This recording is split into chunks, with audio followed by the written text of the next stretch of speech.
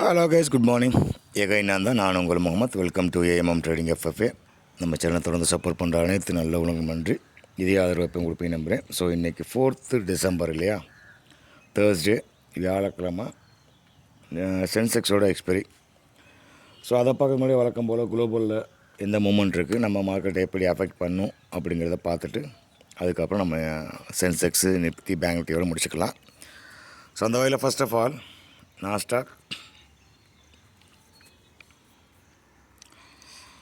Nasdaq அந்த 650க்கு மேலே travel பண்ணணும் கைஸ். 2-3 நாளாகவே ஒரே இடத்துல ஆடிக்கிட்டே இருக்காங்க. இது ஃபார்வர்ட் கண்டில் தெரியுதா, பெரிய செல்லிங். நேற்றுலாம் ஒரே கண்ணில் அடித்து இறக்கியிருக்காங்க.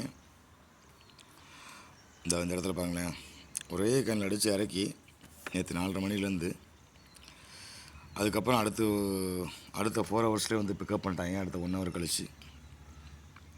பட் இன்னும் வால்யூம் பத்தலை. ஸோ அந்த 650க்கு மேலே ட்ராவல் கொடுத்து இந்த 800க்கு மேலே அவன் க்ளோஸ் கொடுத்தா மட்டும்தான் ஃபர்தர் அப்சைடு போகும் நாஸ்டாக்கை பொறுத்தளவுக்கு. சரி, அப்படி பார்த்தா அப்போ கீழே வந்துடுமா அப்படின்னு கேட்டிங்கன்னா இல்லை.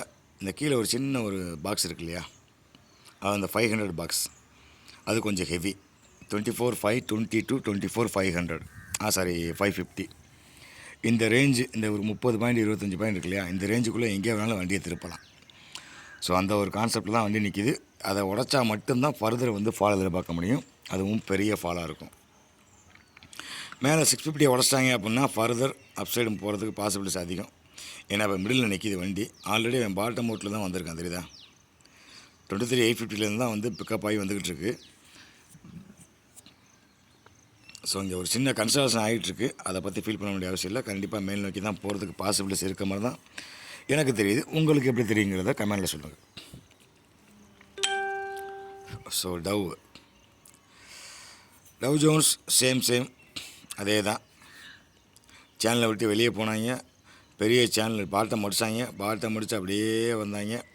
அந்த 50% ஒரு சேனல் வந்துச்சு, அதையும் பிரிட்ஜ் பண்ணி உள்ளே வந்தாங்க. இப்போ ஒரு டேஞ்சர் பாக்ஸ் ஜோனில் நிற்கிறான். அதாவது எப்படின்னா 48,088 அதுக்கு மேலே அவன் க்ளோஸ் கொடுத்தாகணும். அப்படி இல்லை அப்படின்னா 47,767 கீழே க்ளோஸ் கொடுத்தாகணும். இது ரெண்டில் எதாவது நடந்தால் மட்டும்தான் ஃபர்தர் மூமெண்ட் கிடைக்கும். ஸோ இப்போதைக்கு பார்த்தீங்கன்னா ஒரு சின்ன பாக்ஸ், அந்த 100 பாயிண்ட்ஸ் 47,900 to 48,088 188 பாயிண்ட் நினைக்கிறேன். கரெக்டாக ஓகே. கரெக்டாக ஒரு 100 பாயிண்ட்ஸ் டிஃப்ரென்ஸில் இருக்காங்க. ஸோ டவ் ஜோன்ஸ் விட்டு கொடுத்துட மாட்டாங்கன்னு தோணுது. நான் கரெக்டாக சப்போர்ட் எடுத்துருக்கேன் பாருங்க. அங்கே கோடு போட்டிருக்கோம், அங்கே தான் சப்போர்ட் எடுத்துருக்கு க்ளீனாக பார்க்கலாம். ஒன்ஸ் இந்த 48,088க்கு மேலே க்ளோஸ் கொடுத்துட்டாங்கன்னா மீண்டும் ஆல் டைம் ஹை நோக்கி ட்ராவல் பண்ண ஆரம்பிச்சோம். புது ஆல் டைம் ஹை 49,132 200 அந்த ரேஞ்சுக்குள்ளே இருக்கும் டவ் ஜோன்ஸுக்கு.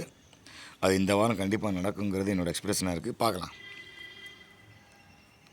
கிஃப்ட் நிஃப்டி இவங்க என்ன தான் மாங்குன்னு டவ் ஜோன்ஸும் நாஸ்டாக்கும் ஏறினாலும் கிஃப்ட் நிஃப்டி அமைப்போக்கு தான் போகிறான். என்னன்னு தெரியல. இன்றைக்கி மட்டும், நேற்றும் அப்படி தான் போச்சு, இன்றைக்கும் அப்படி தான் போகிறாங்க. ஆக்சுவலாக பார்த்தா குளோபல் நல்லா தான் இருக்குது. இவங்க மட்டும் அங்கேயே நிற்கிறாங்க, நம்ம இந்தியன் மார்க்கெட் மாதிரியே. தெரியுதா, கரெக்டாக 26,600 அதாவது நியூ ஆல் டைம் ஹை லைட்டாக டச் பண்ணாங்க. பழசு 470, இப்போ 570 கிட்ட போச்சு. அங்கேருந்து பெரிய எஃபெக்ட்டு. 500 பாயிண்ட் சால்டாக விழுந்துட்டாங்க. ஸோ இப்போ 68 ஆகிட்டுருக்காங்க. ஃபைனல் ஹோப் அப்படின்னு கேட்டிங்கன்னா 25,900 தான் இந்த கிஃப்ட் நிஃப்டிக்கு ஃபைனல் ஹோப் இருக்கும். அங்கே தொட்டோன்னா கண்டிப்பாக பூஸ்ட் கிடைக்கும். அது கீழே போக விட மாட்டாங்க. ஸோ அதுக்கு என்ன காரணம் அப்படிங்கிறத பார்ப்போம். ஒரு சின்ன கன்சல்டேஷனில் போயிட்டுருக்காங்க. நேற்றுலேருந்து நல்லா இறங்கியிருக்காங்க. பார்த்தீங்களா, 4 ஹவர் தான் இது கேண்டில். ஒரு 3 கேண்டில் இறக்கும், அடுத்து ஒரு 3 கேண்டில் ஒரு கன்சாலேஷன், அப்புறம் ஒரு பெரிய இறக்கம், அப்புறம் 2 கேண்டில் கன்சாலேஷன், சின்ன இறக்கம், 2 கேண்டில் கன்சாலேஷன், ஒரு பெரிய இறக்கம், 1 2 3 4 5 6 7. இப்போ இந்த ரவுண்டு கன்சாலேஷன் ரொம்ப டைம் எடுக்குது. அதாவது ஒவ்வொரு டைமும் அந்த லோவை கட் பண்ணுறதுக்கு 2-3 கேண்டில், அதாவது ஒரு 12 ஹவர் 4 ஹவர் கேண்டில் இல்லையா, 12 ஹவர்ஸ்லேயே முடிவு எடுத்து கீழே வந்துட்டாங்க. பட் கடைசி நேற்றுலேருந்து நேற்று நேற்று காலிலேருந்து இறங்கினவங்க அந்த லோ உடைக்க முடியாமல் திணறாங்க. ஸோ அதுவே ஒரு சின்ன ஹோப்பு தான். பாசிட்டிவில் போடுவாங்க அப்படிங்கிறதுக்கு ஒரு சின்ன ஹோப்பாக தான் இருக்குது. எனிஹோ பார்க்கலாம். ஸோ எனிஹோ இவன் 135க்கு மேலே அவன் ட்ராவல் பண்ணால் மட்டும்தான் கிஃப்ட் நிஃப்டி மேல் நோக்கி போகும். அப்படி இல்லை அப்படின்னா ஸ்ட்ரைட்டாக வந்து கீழே உமா கொடுத்துட்டு 25,920 அந்த இதை உமா கொடுத்துட்டு அதுக்கப்புறம் தான் வந்து ஃபுல் பேக் கொடுக்கறதுக்கு பாசிபிலிட்டிஸ் இருக்குது. ஸோ இன்றைக்கி வந்து எப்படி பார்த்தாலும் மினிமம் ஒரு 50 to 60 பாயிண்ட்ஸ் நேற்று மாதிரியே ஒரு கேப் டவுன் வைப்பாங்க. பட் நேற்று மாதிரியே ரேலி எதிர்பார்க்கலாமா அப்படிங்கிறது வந்து கொஸ்டின் மார்க் தான். ஏன் அப்படின்னா நேற்றே வந்து பாட்டம் அவுட் ஆகிட்டு தான் வந்து மேலே ஃபுல் பேக் கொடுத்துருக்காங்க பேங்க் நிஃப்டியும் சென்செக்ஸும். ஸோ அது இன்றைக்கும் கண்டினியூ பண்ணாங்க அப்படின்னா நிஃப்டி ஆட்டோமேட்டிக்காக வந்து மேல் நோக்கி தான் புஷ் பண்ணுவாங்க. புஷ் பண்ணணும், பார்க்கலாம். சென்செக்ஸில் பார்த்தீங்கன்னா 4 ஹவரில் கரெக்டாக டச் பண்ணி அந்த சேனல் க்ளீன் சேனல் நிற்கிது. கடைசி ஃபைனல் ஹோப் வந்து 84,750, அதாவது 84,700 கீழே போனால் மட்டும்தான் ஃபர்தர் வந்து கீழே டவுன் சைடு போகும். பட் இப்போ வரைக்கும் சேனலில் தான் இருக்காங்க. ஸோ இது வந்து ஜஸ்ட் ஒரு ஃபுல் பேக் தான். அந்த 4 ஹவர் கேண்டிலில் 70% வந்து நேற்றே வந்து ரிட்டர்ன் பேக் அடிச்சிட்டாங்க, ரீகேப்சர் பண்ணியிருக்காங்க. பட் இன்றைக்கி ஒரு கேப் டவுன் கிடைக்கும்னு சொன்னேன் இல்லையா. நிஃப்டியை பொறுத்தளவுக்கு 50 to 60 பாயிண்ட்ஸ் கேப் டவுன் கிடைக்கும். நேற்று சென்செக்ஸ் வந்து அப்சைடில் ஏறி முடிச்சிருக்கேன். பேங்க் நிஃப்டியும் வந்து ஆல்ரெடி ப்ளஸில் தான் முடிச்சிருக்கேன். ஸோ இவங்க எந்த மாதிரி கொண்டு போகிற நிஃப்டியை மட்டும் தாளிக்க விரும்புகிறாங்க. பட் பேங்க் நிஃப்டியும் சென்செக்ஸும் கொஞ்சம் சப்போர்ட் பண்ணி நிஃப்டியை வந்து தூக்கிட்டு போய் நிப்பாட்டிடுச்சு மேலே. ஸோ இன்றைக்கி ஓப்பனிங்கை பேஸ் பண்ணி தான் நம்மளோட மூமெண்ட்டே இருக்கும். அது நிஃப்டியை பார்ப்போம். ஸோ சென்செக்ஸை பொறுத்தளவுக்கு பெரிய ரேலி தான். 85,300 கிராஸ் பண்ணால் மட்டும்தான் ஃபர்தர் மேலே போகும். அதே மாதிரி கீழே வரணும் அப்படின்னா 84,750 இதுதான் மேஜர் சப்போர்ட் ரெசிஸ்டன்ஸாக இருக்கும். 85,300ங்கிறது மேலே, கீழே 84,800ங்கிறது கீழே. ஸோ இது ரெண்டு தான் வந்து ஸ்ட்ராங்கான சப்போர்ட் ரெசிஸ்டன்ஸாக ஒர்க் அவுட் ஆகும். இடப்பட்ட கேப்பில் மறுபடியும் கீழே வந்தாங்க அப்படின்னா 84,800 தான்.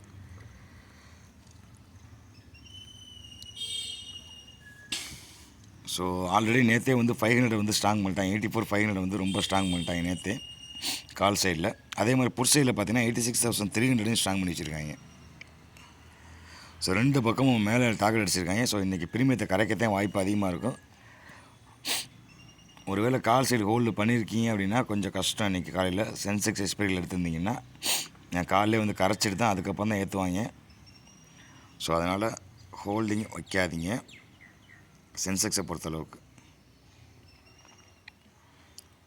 மேல் நோக்கி போகணும் அப்படின்னா 85,200க்கு மேலே போகணும் கைஸ். அந்த 296 அதான் 300 இருக்குல்ல, 300 கிராஸ் பண்ணால் மட்டும்தான் ஃபர்தர் மூவ்மெண்ட்டே இருக்கும். பட் இன்றைக்கி பாசிபிலிட்டியே வந்து 86,300 to 84,800 தான் நிஃப்டி. நிஃப்டியுமே வந்து பாட்டம் அவுட் ஆகி தான் நிற்கிது.